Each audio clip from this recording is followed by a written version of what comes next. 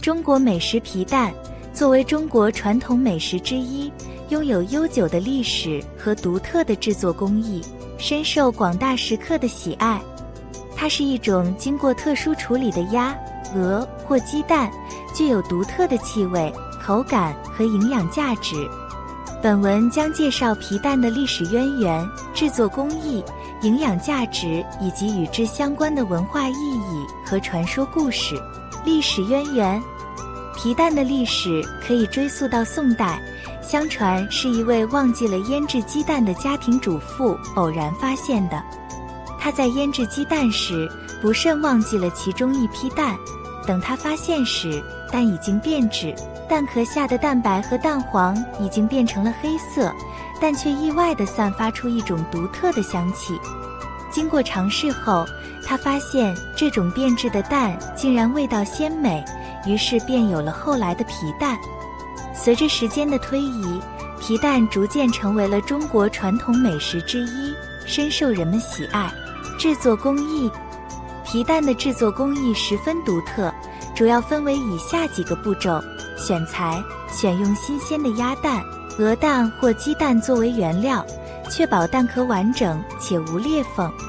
腌制，将选好的蛋洗净后，放入一定比例的食盐、茶叶、石灰等腌制材料中浸泡，然后置于通风干燥处，等待一定的时间。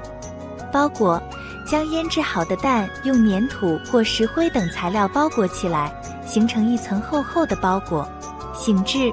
包裹好的蛋放置一段时间进行醒制，让腌制的调料充分渗入蛋内。检验，经过一段时间后，取出蛋进行检验，确认是否达到了理想的品质。成品，经过上述步骤，经过一定时间的醒制，皮蛋就可以成品了。营养价值，尽管皮蛋的外观和气味可能让人望而却步，但它却是一种营养丰富的食物，含有丰富的蛋白质、脂肪、维生素和矿物质。